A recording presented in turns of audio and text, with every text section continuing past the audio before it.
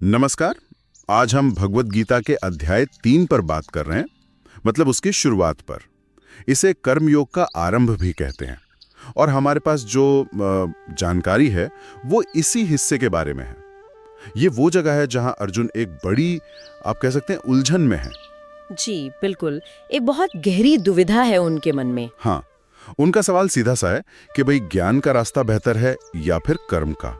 और अगर ज्ञान ही श्रेष्ठ है तो फिर भगवान कृष्ण उन्हें ये युद्ध जैसा इतना भयानक कर्म करने को क्यों कह रहे हैं? ये सवाल मुझे लगता है सिर्फ अर्जुन का नहीं है, शायद हम सबके मन में कभी ना कभी आता है ना? बिल्कुल आता है। ये बहुत ही स्वाभाविक मानवीय प्रश्न है। तो चलिए आज कृष्ण के शुरुआती जवाबों को जरा समझने की कोशिश करते हैं। देखते हैं कि कर्म का रास्ता क्यों इतना जरूरी बताया गया है। तो जैसा श्लोक 1 और 2 में आता है, अर्जुन बिल्कुल साफ साफ पूछ रहे हैं कि अगर आप बुद्धि को, मतलब ज्ञान को, कर्म से ऊंचा मानते हैं तो फिर मुझे इस घोर कर्म में, इस युद्ध में क्यों धकेल रहे हैं? वो कहते हैं कि आपकी मिलीजुली बातों से मेरी बुद्धि जैसे कंफ्यूज हो रही है, भ्रमित हो रही है। हाँ। तो कृपया एक निश्चित रास्ता बता दीजिए जिससे मेरा कल्याण हो। हाँ, और ये इतनी सच्ची बात है। कई बार हमें जीवन में लगता है ना कि बस सोच विचार कर लें, ज्ञान इकट्ठा कर लें, चीजें समझ लें, कर्म क्यों करें? खासकर जब वो कर्म मुश्किल लगे या अच्छा ना लगे। तो अर्जुन की ये जो कश्मकश है वो हम सबकी बन जाती है कभी ना कभी। सही कहा। तो इस पर भगवान कृष्ण का जो जवाब है श्लोक 3 और 4 में, वो बड़ा दिलचस्प है। वो कहते हैं, देखो अर्जुन, इस दुनिया में 2 तरह की निष्ठाएं हैं, मतलब रास्ते हैं जो पुराने समय से चले आ रहे हैं। ज्ञानियों के लिए ज्ञान योग और योगियों के लिए, मतलब जो कर्म करते हैं, उनके लिए कर्मयोग। जी। लेकिन वो साथ में ये भी तुरंत साफ कर देते हैं हाँ। कि सिर्फ कर्मों का आरंभ न करने से, मतलब ये सोच लेने से कि मैं कर्म नहीं करूंगा, कोई निष्कर्म्य को नहीं पा लेता। हाँ, निष्कर्म्य यानी कर्म के बंधन से मुक्ति। हाँ बिल्कुल। और ना ही सिर्फ कर्मों को छोड़ देने से, त्याग देने से सिद्धि मिलती है, मतलब परम लक्ष्य या मोक्ष नहीं मिल जाता। देखिए यहाँ कितनी स्पष्टता है। कृष्ण ये नहीं कह रहे हैं कि ज्ञान मार्ग गलत है या कर्म मार्ग ही सबसे अच्छा है। वो कह रहे हैं दोनों अपनी जगह ठीक है, मान्य है, लेकिन कर्म से भागना, कर्म को छोड़ देना, वो कोई विकल्प नहीं है। अच्छा। कर्म करना तो जीवन का, जीने का एक हिस्सा है। असली सवाल ये नहीं है कि करें या ना करें, सवाल ये है कि कर्म कैसे करें। सिर्फ कर्म छोड़ देने से मंजिल नहीं मिल जाती। ये तो एक तरह से जीवन की सच्चाई से मुंह मोड़ना हुआ। और ये बात मुझे लगता है अगले श्लोकों में, मतलब 5 और 6 में और भी ज्यादा साफ हो जाती है। जी। कृष्ण कहते हैं कि कोई भी मनुष्य एक पल के लिए भी बिना कर्म किए रह ही नहीं सकता, ये संभव ही नहीं है। सब प्रकृति से पैदा हुए गुणों के कारण एक तरह से मजबूर होकर कर्म करते ही रहते।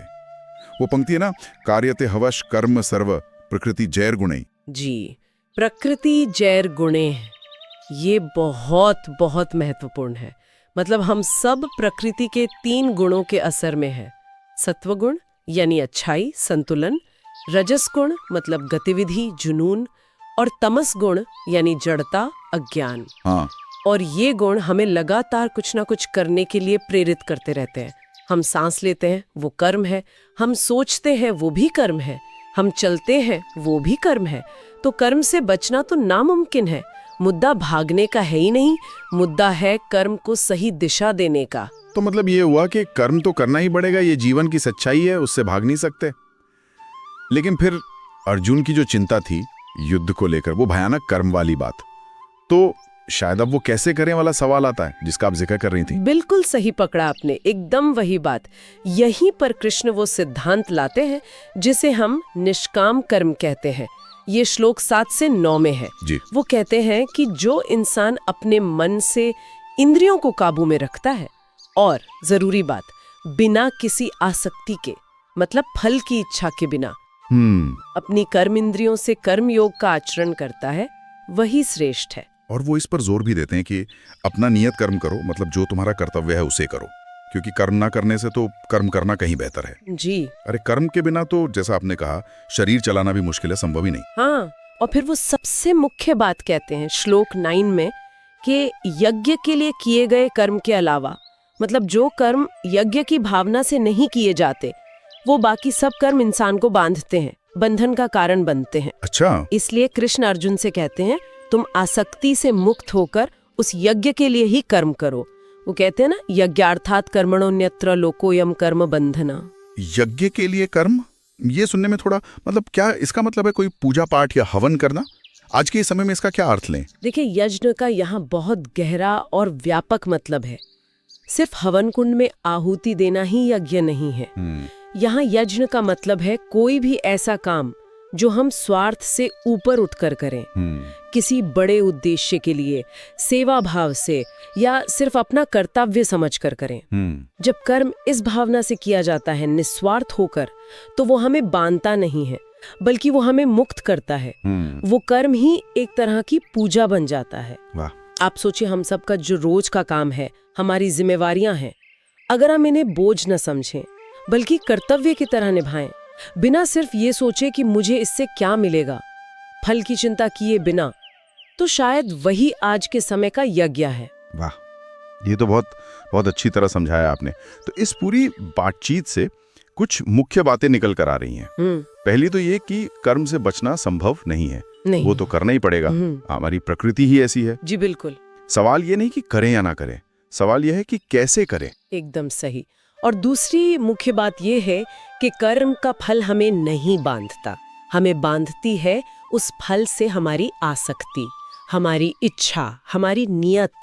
अगर कर्म निस्वार्थ भाव से किया जाए, एक यज्ञ की तरह, जैसे कोई सेवा हो या अपना कर्तव्य हो, तो वही कर्म हमें आजाद करता है।